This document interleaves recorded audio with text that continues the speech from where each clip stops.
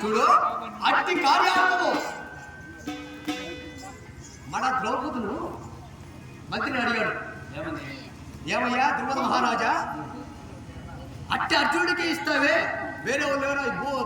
ఈ భూమి మీద రాజాధిరాజును ఎవరు లేరా? అతనికి ఇవాళ ఖరారేముంది? ఎలా పెట్టాము?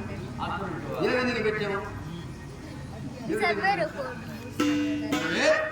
బాల్యవశంలో నేనుడు ద్రోణాచార్యుడు ఆజ్ఞ వయసును ముందు చంద్ర విలు విద్యాభ్యాసం నేర్చుకుంటున్నాడు. చాలా నేర్చుకుంటున్నాం.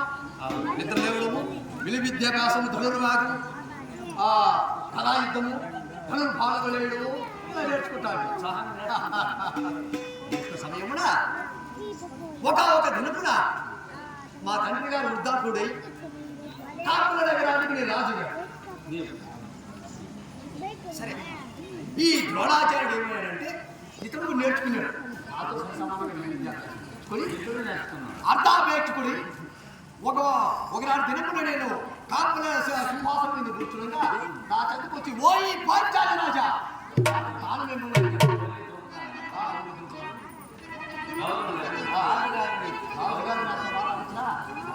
అప్పుడు ఆ రాజ్య పదము చేత రాజ్య గర్వము చేత ఓయి ద్రోణాచార్య నేర్చుకున్నానుకో, నువ్వు ఆ మాట అనొచ్చునా? నేను రాజుని కదా, ఎంతటి మాట్లాడతావు? నీకు ఏమి ఎవరు చెప్పి వాడిని నానా మాటలు చూసి పంపించేసాను.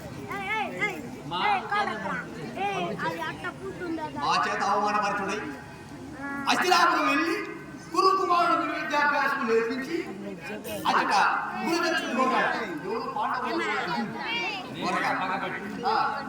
అతడు సైన్య సమేతముగా వచ్చి నన్ను ఓడించి రథాన్ని కట్టుకుని చెత్తపడ వేశాడు. అప్పుడు మాధవుడు చెప్తుండగా ఓయి పాంచాలి రాజా, రాజపదము చేత రాజ్యాధికారము చేత నీవు నన్ను దూషించి నన్ను నానా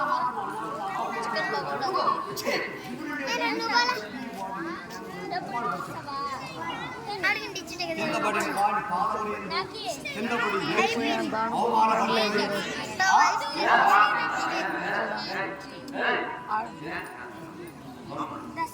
అవమానపడుతుడై ఇక ఆ ద్రోణ చేత అవమానపడుతుడై కాపుల దగ్గరకు చేరి తెలుసా? నన్ను ఓడించి